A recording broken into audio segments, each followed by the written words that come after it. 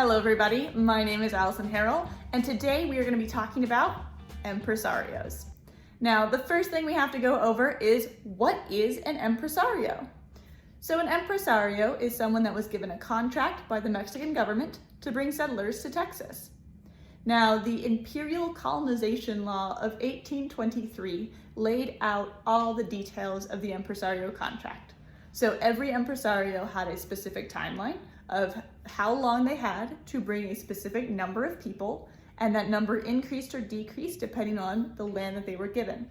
So everyone was given their own chunk of land and a goal number to hit, and they were required to bring that number of settlers to Texas before their contract ended.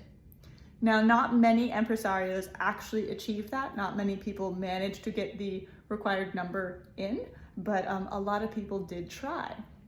One of the other interesting things that was mandated in the Imperial Colonization Law of 1823 is that all of those settlers had to be practicing Roman Catholics. So that is one of the few rules that most Empresarios broke constantly, because not many people that came to Texas, especially from the United States, were actually practicing Roman Catholics. So they were all kind of illegal. Now, before we get into the specific people who were the Empresarios and where they were and what they did, I want to give you a little note. So the Mexican government actually made a number of laws about colonization and about land grants. So every couple of years, the laws changed, because after Mexico gained its independence from Spain, they had a lot of turmoil in their government and a lot of turnover. So every new government or every new leader created new land laws, which meant that all of the laws of Texas were constantly changing. So even though I'm referencing the Imperial Colonization Law of 1823, that was not the first or the last of the laws that govern Texas about land usage and land distribution. And those changing laws are part of what caused the Texas Revolution. So we're going to get into more detail about those laws and how they changed and how that frustrated people in the October podcast. So be looking out for that, which is why I'm not going into detail now.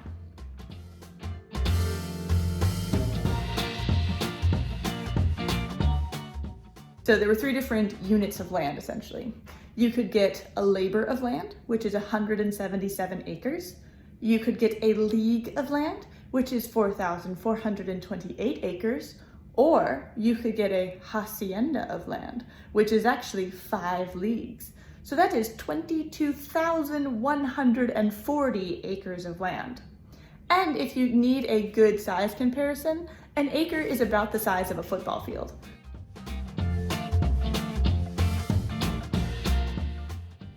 When you hear the words Empresario and Texas, I hope that you immediately think of Stephen F. Austin. He's the most well-known and most successful Empresario that operated in Texas. Now, this video is not about him. We have an entire another video all about Stephen F. Austin, so I'm not going to talk about him at all. I'm going to talk about a number of other Empresarios that were operating in Texas. Now, the Empresario system actually kept operating in Texas even after the Texas Revolution. So today, I'm only going to be talking about those Empresarios that operated under that Imperial Colonization Rule of 1823. So first up, I'm going to start off with a number of partnerships. So the first partnership we have is Benjamin Lovell and John Purnell. And I have heard tell that they were trying to start a socialist colony in Texas. So they got their grant, Purnell went to check out the land, and Lovell went to New York City to gather funds and get financiers and to, spread the word about what they were going to do. And Purnell died.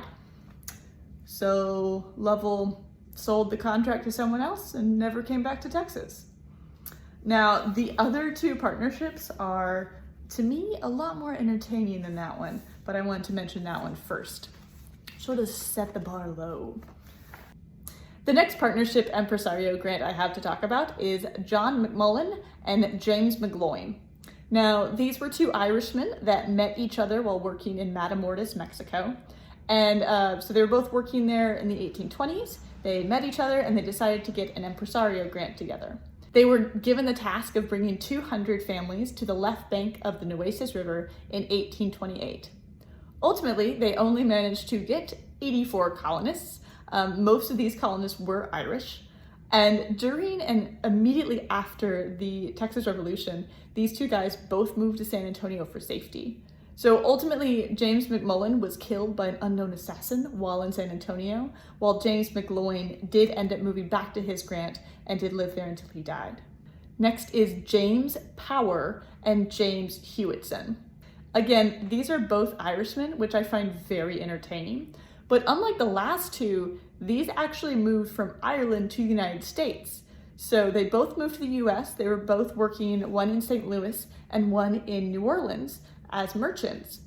And they both independently heard about Stephen F. Austin and his land grants, and so they decided they were also going to become empresarios.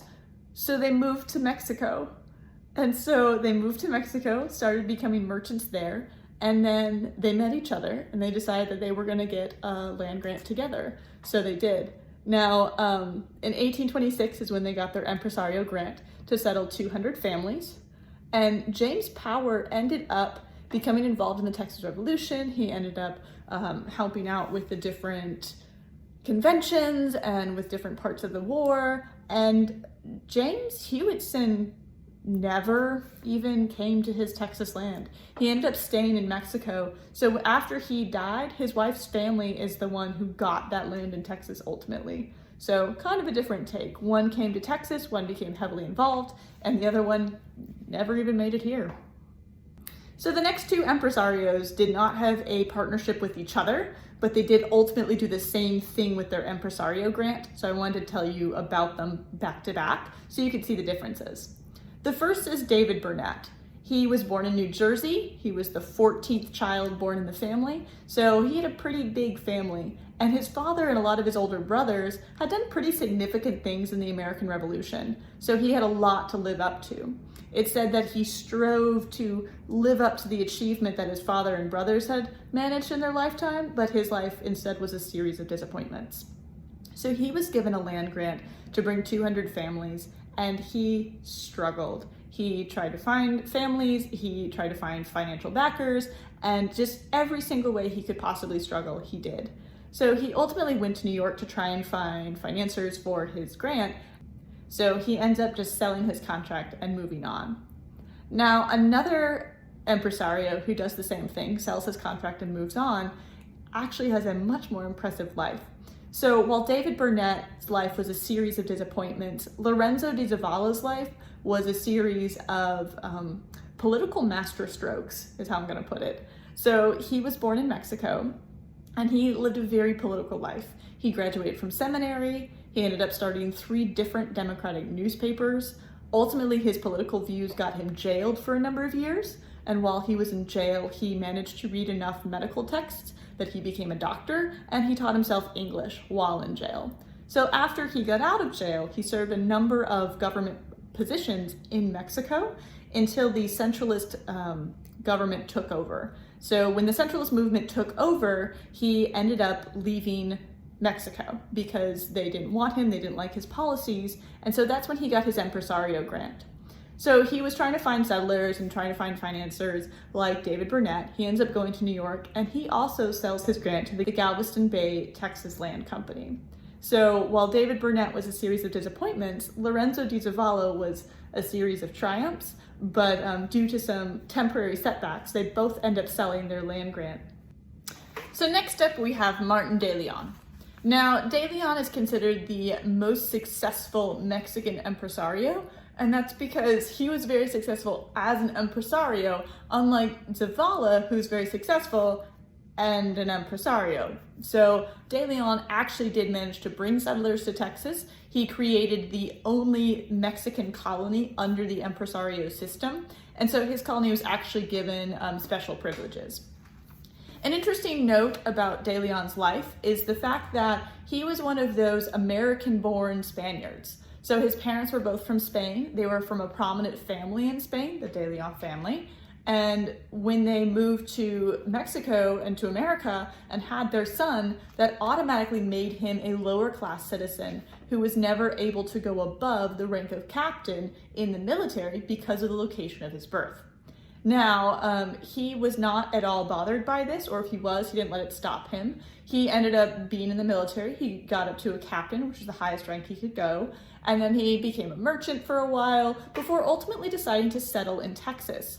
He ended up petitioning the Mexican government for a number of years to get an Empresario grant before they were even a thing. So he asked if he could bring settlers to Texas, starting in 1809.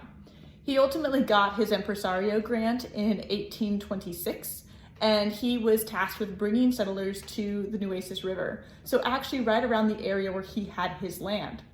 And he was one of those few people that had that hacienda grant, so he did have the 22,000 acres of land. Now, De Leon started a sort of Texas tradition of having a lot of land and putting a lot of cows on it, and then raising those cows and ultimately driving those cows to New Orleans to sell them at market. So he sort of started the Texas tradition of large ranches and the Texas tradition of cattle drives. Ultimately, his ranch was not as big as some are today, and some went on to later be, but his was pretty significant as well. Now, most of the settlers that he brought ended up living around the town that he ended up starting, which we now know as Victoria. The next man on my list is a guy named DeWitt. Now, he was another one of those people that was inspired by Stephen F. Austin to become an impresario.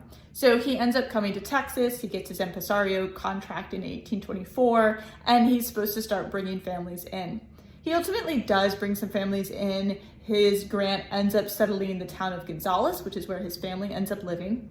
But he's never able to get enough families in. He's never able to get the financial backing that he needs. Ultimately, at one point, his wife petitions to get a grant in her maiden name, specifically to save their family from the poverty of her husband's actions. And that is written in the petition, and he also supported this petition. So she was ultimately given a league of her own land, even though they were married, just because the family was doing so badly financially.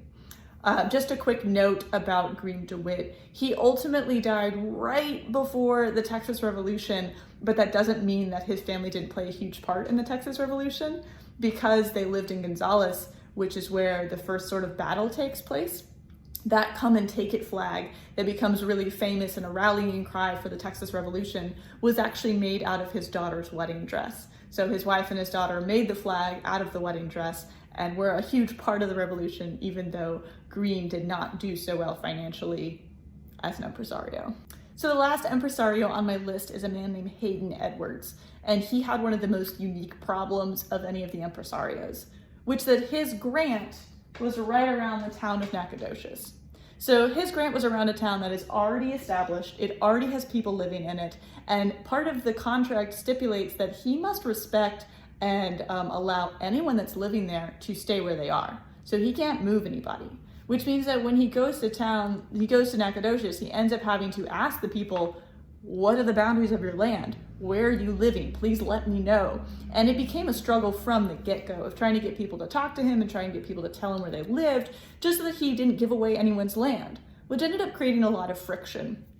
Ultimately, his impresario contract got pulled 3 years after it was given. So he was no longer allowed to be an impresario, no longer allowed to bring people to Texas, but that ended up just kind of frustrating him even more. So he ended up being a part of what's known as the Fredonia Rebellion, which we're going to talk more about when we get closer to the Texas Revolution, but I just want to kind of mention it here. So Hayden Edwards not only was a part of the Fredonia Rebellion, he led the Fredonia Rebellion, and this ended up with Mexico expelling him from the country. So he was no longer allowed in Texas. He ended up fleeing to Louisiana for safety.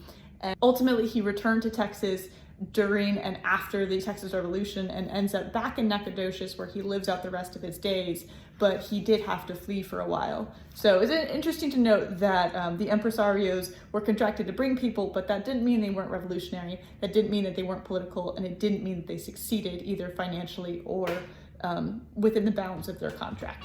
So that's all the impresarios that I have for you today.